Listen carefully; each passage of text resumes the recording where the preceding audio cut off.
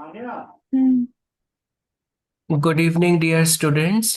Now we will learn biology new chapter that is heredity, and Surbi will explain you this chapter. So I request Surbi to please explain this chapter. Please, Surbi.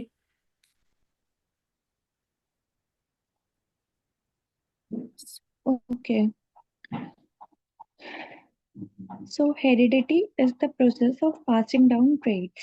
Means अपने अपने offsprings को अपने traits पास करने को हम लोग heredity बोलते हैं। अब हमारे जो भी हमारे पेरेंट्स के अंदर कैरेक्टर्स होते हैं, कुछ कुछ सिमिलर कैरेक्टर्स हम में भी ऑब्जर्व होते हैं, जैसे आई कलर, हेयर कलर और मे बी फेशियल स्ट्रक्चर। ये सब किसकी वजह से होते हैं? हेरिडिटी की वजह से। अब हम अपने पेरेंट्स की तरह सिमिलर नहीं दिखते, बिकॉज हमारे अंदर कुछ वेरिएशंस होती हैं। वेरिएशन मतलब हम हमारे पेरेंट्स से डिफरेंट दिखते हैं। कुछ चीजें तो सेम होती हैं बट नॉट एग्जैक्टली सारी चीजें सेम दिखती हैं। और ये वेरिएशन क्यों जरूरी है? ये वेरिएशन इसलिए जरूरी है, अगर हम लोग बिल्कुल हमारे पेरेंट्स की तरह सेम दिखेंगे तो आइडेंटिफाई करने में बहुत प्रॉब्लम हो जाएगी। एक ही शक्ल के अगर बहुत सारे लोग होंगे तो आइडेंटिफिकेशन में प्रॉब्लम होती है। इसलिए वेरिएशन होना जरूरी है। तो दो टाइप की रिप्रोडक्शन है, एसेक्सुअल एंड सेक्सुअल। अब किस में वेरिएशन ऑब्जर्व हम करते हैं और किस में नहीं करते? जो एसेक्सुअल रिप्रोडक्शन है इसमें वेरिएशन होने के चांसेस नहीं होते, क्योंकि इसमें एक ही पेरेंट होता है। तो एक ही पेरेंट से वेरिएशन इतनी नहीं आती, होती भी है तो वो बहुत कम होती है। और सेक्सुअल रिप्रोडक्शन में वेरिएशन आराम से होती है, क्योंकि इसमें टू पेरेंट्स इन्वॉल्व होते हैं। अब हमें इस चैप्टर में हेरिडिटी के बारे में पढ़ना है। हेरिडिटी का कंसेप्ट बेसिकली जीन्स के थ्रू आता है, और हमारे फादर ऑफ जेनेटिक्स हैं ग्रेजॉर्ड मेंडल। मेंडल ने क्या करा था? मेंडल ने हमें हेरिडिटी का कंसेप्ट समझाया था, एक पी प्लांट पे एक्सपेरिमेंट करके। अब हम वो पढ़ेंगे क्या था नेक्स्ट। ओके। सो देखो, पहले तो दो टाइप के ट्रेट्स होते हैं, एक होता है एक्वायर्ड ट्रेट्स और एक होता है इनहेरिटेड ट्रेट। एक्वायर्ड ट्रेट वो होते हैं जो हमें हमारे पेरेंट्स से नहीं मिले होते, और इनहेरिटेड ट्रेट वो होते हैं जो हमें डायरेक्टली हमारे पेरेंट्स से मिलते हैं। एक्वायर्ड ट्रेट वो होते हैं जो हम हमारी लाइफ टाइम में लर्न करते हैं, जैसे डांस करना। अब डांस करना ये नहीं है कि हमारे पेरेंट्स को डांस करना आता है तो हमें भी आता होगा। ये ट्रेट क्या करते हैं? हम हमारी लाइफ टाइम में लर्न करते हैं। और इनहेरिटेड ट्रेट्स कौन से होते हैं? जो हमें हमारे पेरेंट्स से डायरेक्टली मिले होते हैं, जैसे कि हाइट। अब किसी के पेरेंट्स की हाइट लंबी होती है तो उनके ऑफस्प्रिंग की भी हाइट लंबी होने के चांसेस होते हैं। क्यों? क्योंकि वो ट्रेट हमें कहाँ से मिला होता है? हमारे पेरेंट्स के थ्रू। और ये जो ट्रेट ट्रेट मैं बोल रही हूँ, ये ट्रेट्स हमारे अंदर आते किसकी मदद से हैं? जीन की मदद से। और जीन क्या होता है? जीन बेसिकली डीएनए के अंदर होते हैं। डीएनए क्या करता है? कोई भी चीज, डीएनए जेनेटिक मटेरियल होता है हमारा, जो हम इंफॉर्मेशन को ट्रांसफर करता है, हाँ, पेरेंट्स से ऑफस्प्रिंग में। नेक्स्ट, एक होते हैं हेप्लॉइड सेल, एक होते हैं डिप्लॉइड सेल। हैप्लॉइड सेल कौन से होते हैं? जिनके अंदर एन नंबर ऑफ क्रोमोसोम होते हैं। और डिप्लॉइड डिप्लॉइड डाई का मतलब होता है दो। तो डिप्लॉइड सेल वो होते हैं जिसके अंदर 2n नंबर ऑफ क्रोमोसोम होते हैं। इसमें हमें इतना कुछ लर्न करने की सच नीड नहीं है। नेक्स्ट हमें आना है डोमिनेंट एलील और रिसेसिव एलील पे। सी, डोमिनेंट एलील क्या होता है? डोमिनेंट एलील वो होते हैं, जैसे दो ट्रेट है, एक की हाइट लॉन्ग है, एक की हाइट शॉर्ट है। तो ये क्या है? दोनों ट्रेट्स हैं। अब देखो, इसमें क्या होता है? अगर मैं बोलूं एक डोमिनेंट है एक रिसेसिव है, डोमिनेंट का मतलब होता है जो वो दूसरा है वो उसको दबा देगा।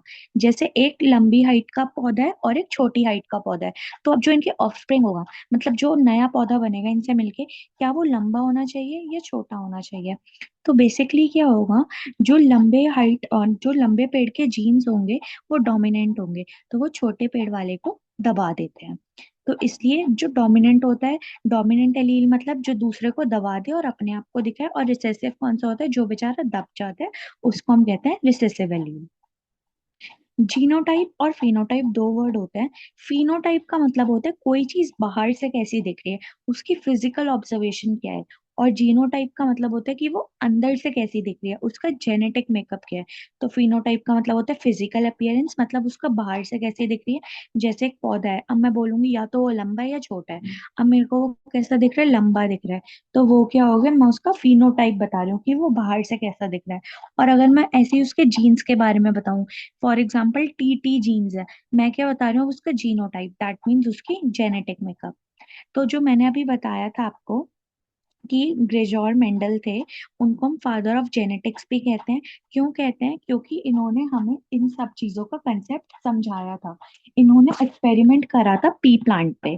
पी प्लांट क्या होता है, एक मटर का पौधा होता है। मटर के पौधे में क्या होता है, उन्होंने मटर का पौधा ही क्यों चूज करा था अपने एक्सपेरिमेंट के लिए।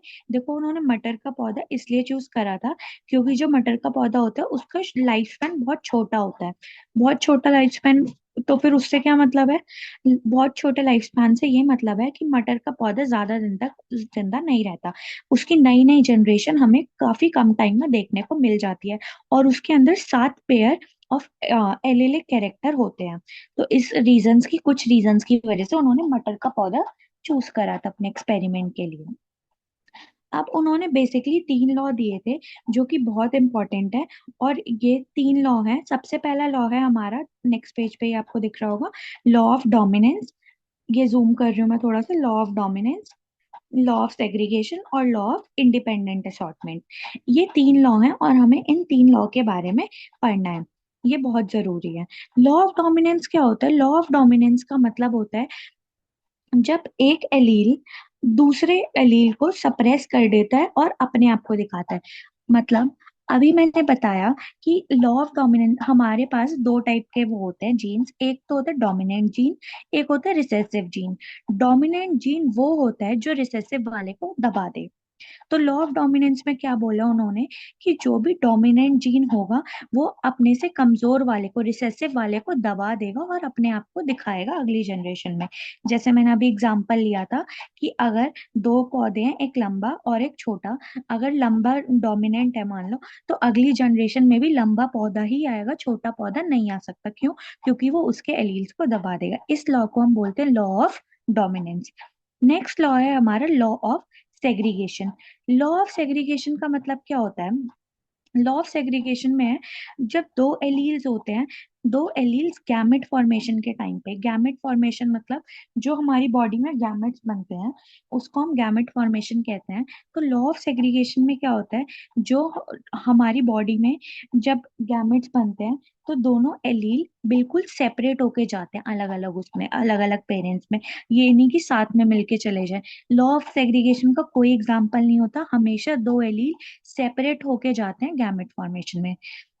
और नेक्स्ट है हमारा law of independent assortment. Law of independent assortment का मतलब क्या होता है, alleles of different gene assort independently into gametes. इसमें भी थोड़ा थोड़ा सिमिलर ही होता है कि जो हमारे एलील्स होते हैं वो भी अपने जीन्स में इंडिपेंडेंट होके जाते हैं। जैसे मान लो ए बी साथ में और सी डी साथ में है, तो कंपलसरी नहीं है कि अगली जनरेशन में भी ए बी ही साथ में जाएगा और सी डी ही साथ में जाएगा। ए के साथ सी भी जा सकता है और ए के साथ डी भी जा सकता है। मतलब कि अगली जनरेशन में जो असॉर्टमेंट होगी वो अलग अलग भी जा सकते हैं, ये जरूरी नहीं होता कि दोनों साथ में ही जाए। इसको हम कहते हैं law of independent assortment. Next हमारे 2 टाइप के क्रॉस है, एक होता है मोनोहाइब्रिड क्रॉस और एक होता है डाईहाइब्रिड क्रॉस। मोनोहाइब्रिड क्रॉस, ये रहा, मैंने जूम कर दिया। मोनोहाइब्रिड क्रॉस में क्या होता है, जब एक टॉल प्लांट है जिसमें देखो 2 कैपिटल टी लिखे हैं, और ड्वार्फ प्लांट में क्या लिखा है, दोनों स्मॉल टी लिखे हैं। अब इसमें क्या होता है, टॉल प्लांट का एक कैपिटल टी नीचे आता है और ड्वार्फ प्लांट का एक स्मॉल टी नीचे आता है, ये मिलके क्या बना रहे हैं, टी टी। तो फिर यहाँ पर हमने एक बॉक्स बना रखा है, अगर दिख रहा हो टी टी टी टी। जब 2 बड़े टी मिलते हैं तो टॉल प्लांट होता है, और जब 2 छोटे टी मिलते हैं तो डॉर्फ प्लांट होता है। लेकिन अगर एक बड़ा टी मिल रहा हो और एक छोटा टी मिल रहा हो तो कौन सा वो प्लांट आएगा, तो हमेशा टॉल प्लांट आएगा। क्यों, क्योंकि जो बड़ा टी होता है वो छोटे टी पे डोमिनेट कर जाता है। अब हमें इसमें कुछ नहीं लर्न करना, बेसिकली हमें इसका फिनोटिपिक रेशियो लर्न करना है। इसका फिनोटिपिक रेशियो है 3:1। 3:1 मतलब फिनोटिपिक रेशियो का मतलब क्या होता है, वो जो पौधे हैं वो बाहर से दिखने में कैसे दिख रहे हैं। तो इसका है 3:1। 3:1 मतलब 3 पौधे तो हमें लंबे दिख रहे हैं और एक पौधा हमें छोटा दिख रहा है। जीनोटिपिक रेशो का मतलब कि जो उनके अंदर के जीन्स हैं वो कैसे हैं। देखो, एक जीन सेम टाइप के हैं, दो सेम टाइप के और एक सेम टाइप का, तो 1:2:1 इसका जीनोटिपिक रेशो है। क्लियर? ये इंपॉर्टेंट है, ये हमें लर्न करना है। ऐसे ही नेक्स्ट हमारा डाई हाइब्रिड क्रॉस है, जिसका हमें क्रॉस लर्न करने की तो जरूरत नहीं है, बस हमें उसका एक रेशो लर्न कर लेना है, और उसका रेशो होता है 9:3:3:1। बस। और इसके बाद हमारे इसमें 3 लॉज हैं, वो आपको नोट्स के फॉर्म में सेंड कर दिए जाएंगे, आपको वो लर्न करने हैं इस चैप्टर में। That's it.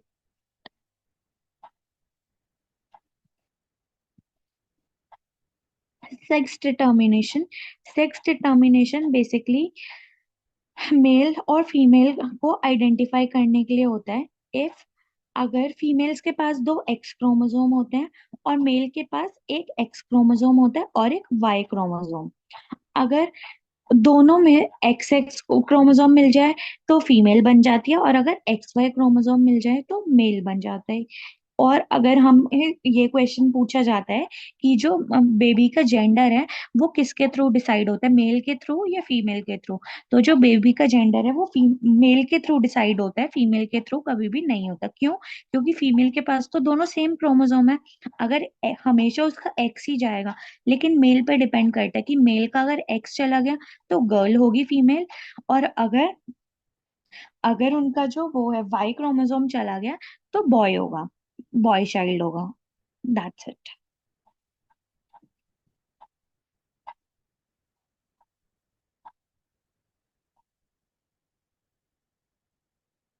ये हमें एक इन और क्या लिखा है यहाँ पे, in an experiment to study an independent inheritance of two separate trades.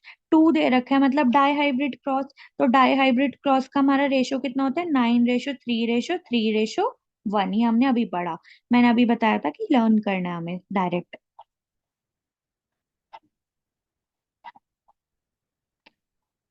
What is the percentage probability of producing a recessive trait in a monohybrid cross when both parents are heterozygous? इसमें हमें table बना के देखना है। This is a homework question. अगर दोनों ही parents heterozygous हैं तो क्या प्रोबेबिलिटी है कि रिसेसिव ट्रेट क्या होगा। आज सच आपके उसमें टेबल गिवन नहीं है, स्टिल आप लोग इस क्वेश्चन को ट्राई कर सकते हो। Okay, now we will start a new chapter also in this video, that is our environment.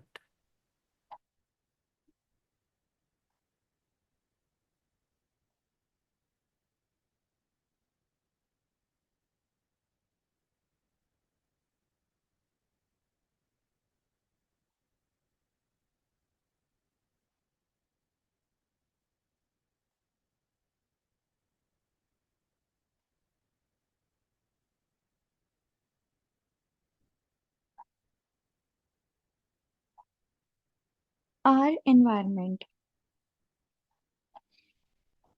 Environment क्या होता है? एनवायरनमेंट जो भी हमारे आसपास हम देखते हैं, चाहे वो लिविंग थिंग हो चाहे नॉन लिविंग थिंग हो, जो भी चीज आपको आसपास दिख रही है, एनिमल, सॉइल, प्लांट, वाटर, कोई भी लिविंग नॉन लिविंग थिंग, ये सब मिलके क्या बनाती है, एनवायरनमेंट। और इसी एनवायरनमेंट से हमारा क्या बनता है, इकोसिस्टम। देखो, इकोसिस्टम दो टाइप के होते हैं, एक होता है नेचुरल और एक आर्टिफिशियल। नेचुरल इकोसिस्टम का मतलब क्या होता है, नेचुरल इकोसिस्टम वो होता है जो हमें नेचर से मिला हुआ होता है, जिसे मैन ने नहीं बनाया होता है। और आर्टिफिशियल इकोसिस्टम वो होता है जो मैन मेड होता है, जो हमने बनाया। तो नेचुरल के example forest, sun, lakes, ocean, trees, even humans भी। तो ये सारी चीजें जो गॉड हम बोलते हैं कि गॉड ने क्रिएट करी है, नेचर ने क्रिएट करी है, उसको हम नेचुरल इकोसिस्टम बोलते हैं। और आर्टिफिशियल के एग्जांपल है कोई भी जो हमारे आसपास दिख रहे हैं, bottles, fans, aquarium, field, crop, ये सारे क्या होते हैं, आर्टिफिशियल इकोसिस्टम। तो देखो, ये भी अब दो टाइप के होते हैं, एक होते हैं एक्वेटिक और एक टेरिtoriयल। एक्वेटिक कौन से होते हैं? एक्वेटिक इकोसिस्टम वो होते हैं जो पानी में होते हैं, मतलब पानी में रहने वाले जीव जंतुओं का जो भी इकोसिस्टम होता है उसको हम एक्वेटिक बोलते हैं।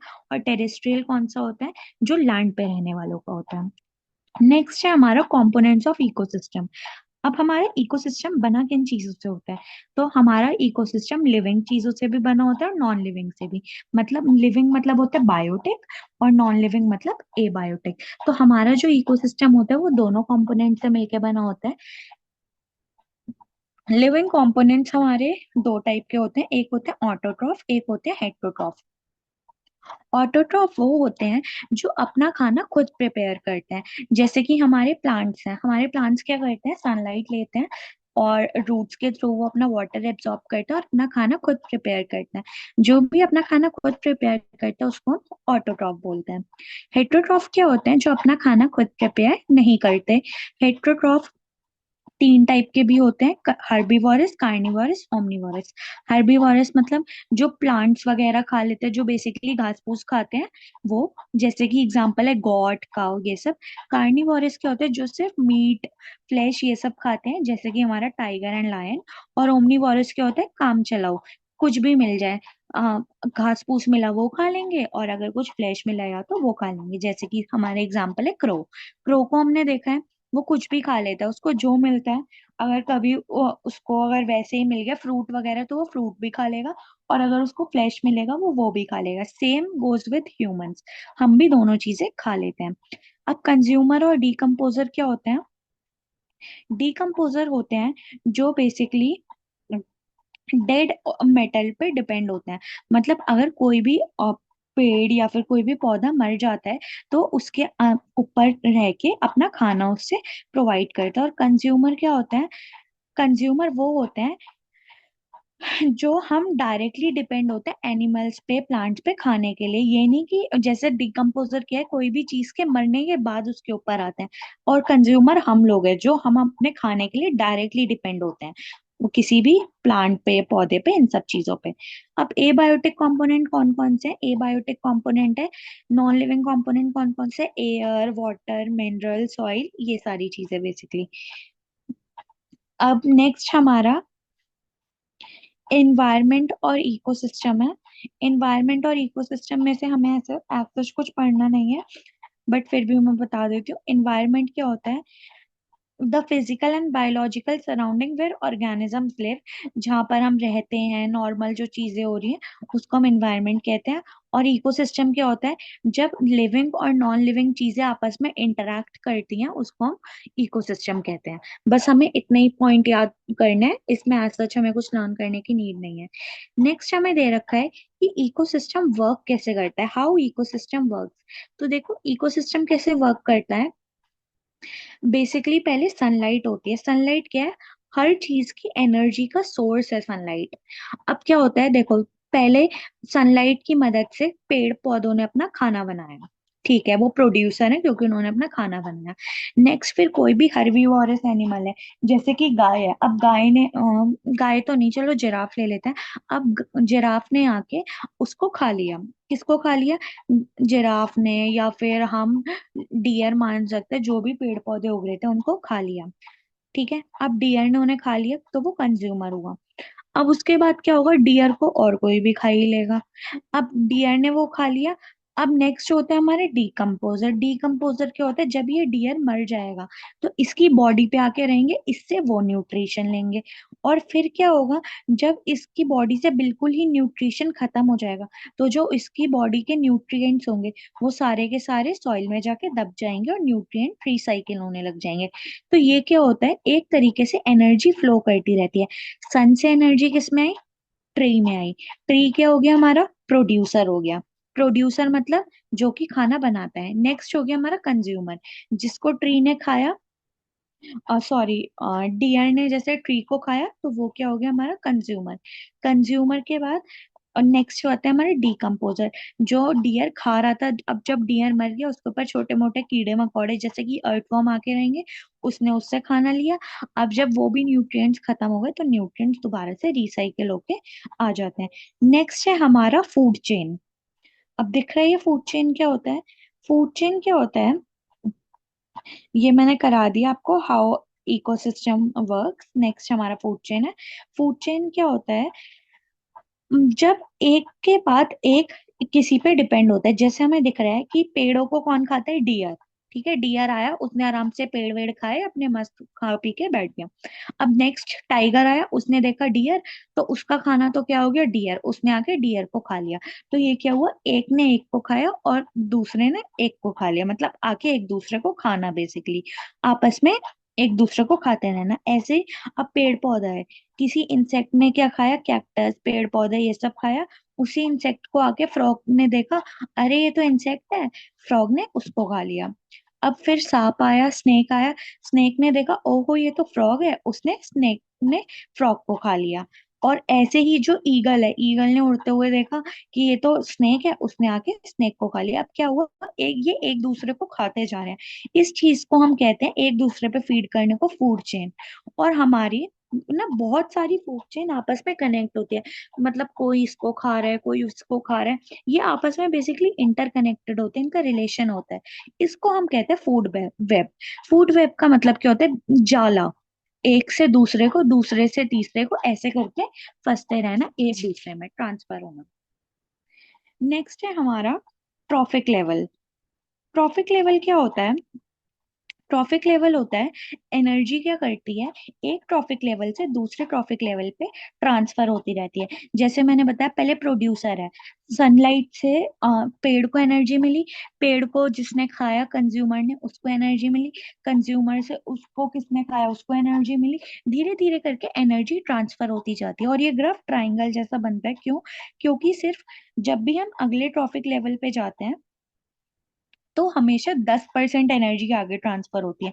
मतलब जो पेड़ हैं वो सनलाइट का सिर्फ 10% ले पाएंगे। ठीक है, उन्होंने 10% ले लिया।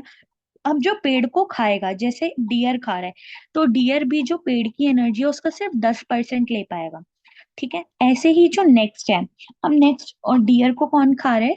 टाइगर खा रहा है, तो टाइगर भी डियर की एनर्जी का सिर्फ 10% ले पाएगा।